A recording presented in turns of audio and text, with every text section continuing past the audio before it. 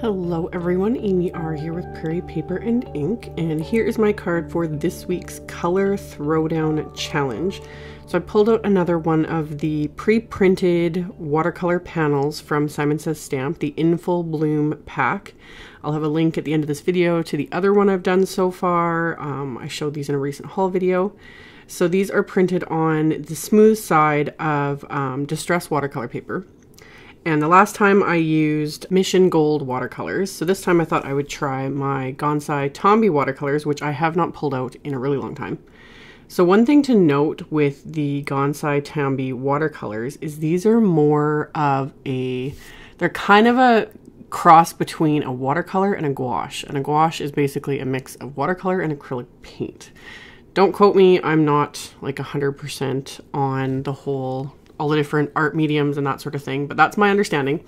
And these are definitely more opaque than your standard watercolors. However, you can water them down more.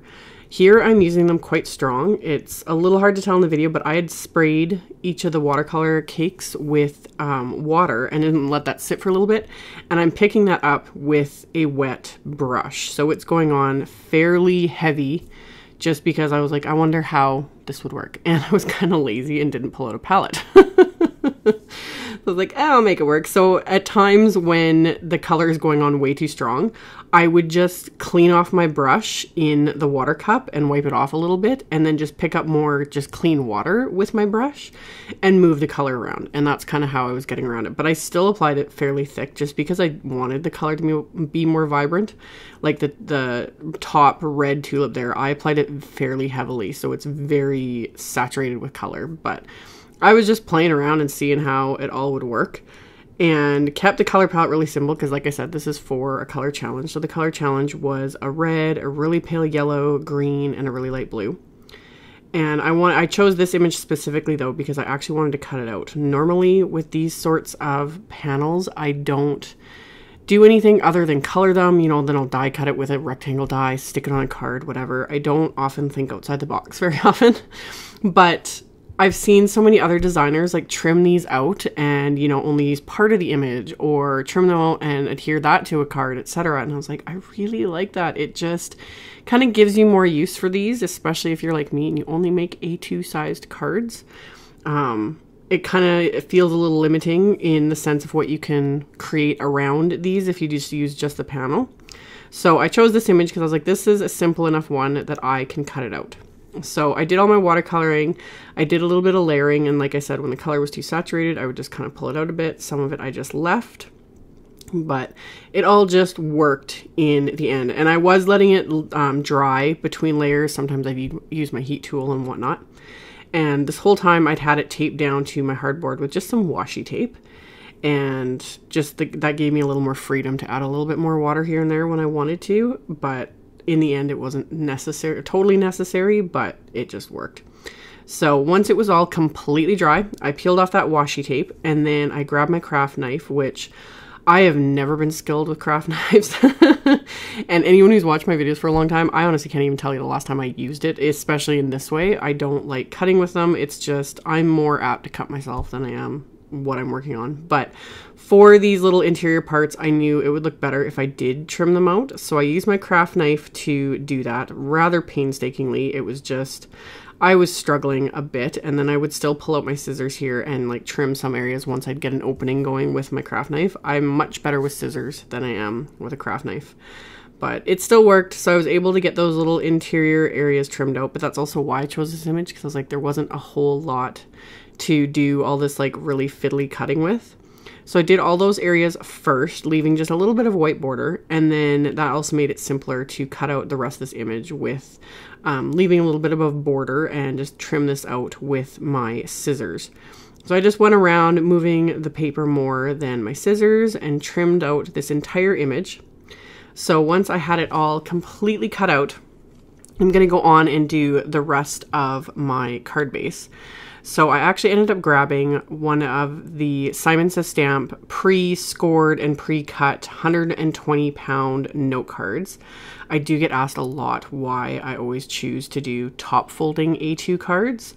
Honestly, it's just personal preference. I just like how they look better. They stand up nicer to take pictures of, etc., etc.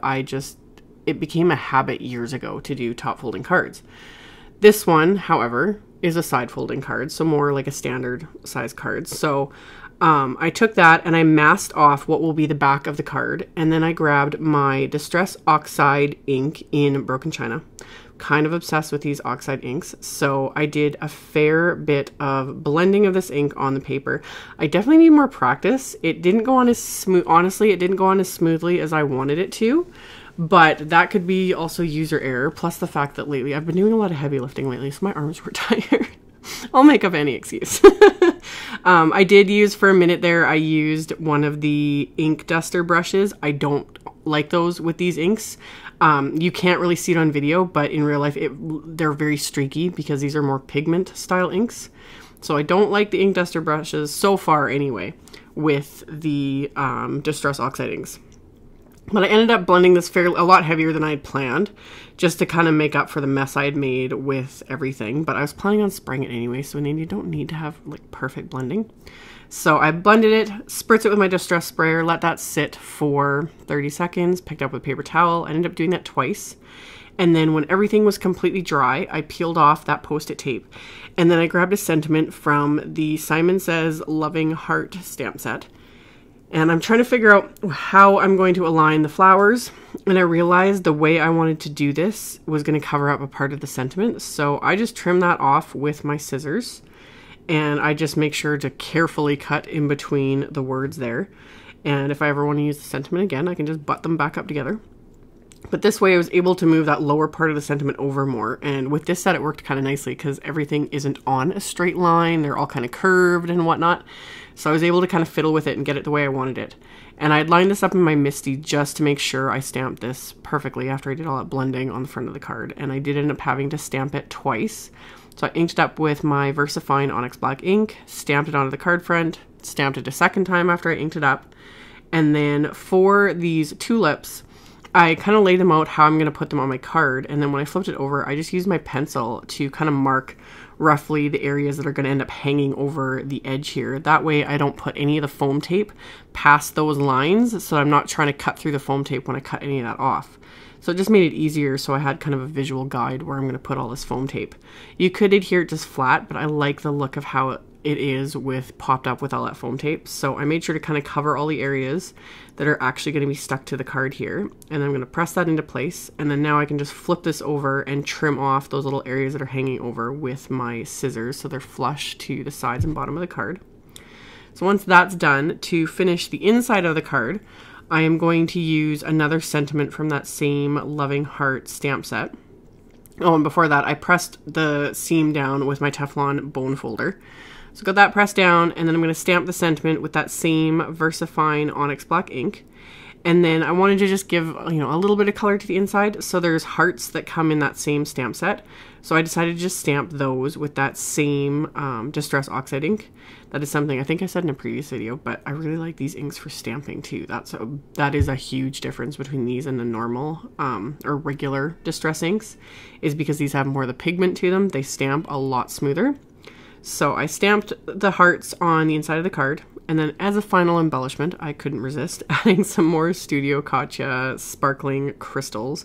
I was a little heavier handed with these and added quite a few of them just to give it a little something something. So I adhered those to the card with my multi-medium matte adhesive, and I just used my little crystal katana to pick up the crystals, put down a dab of the multimedia matte, pressed it into place, and that finished off this card. So I will have links below the video to my blog post. There will be a link to the color challenge, links to all the supplies used. So check out the description box below the video if you are interested in any of that. Thank you all so much for watching, subscribing, thumbs upping, and commenting on my videos. I really appreciate it, and I will see you all very soon in the next one. Bye!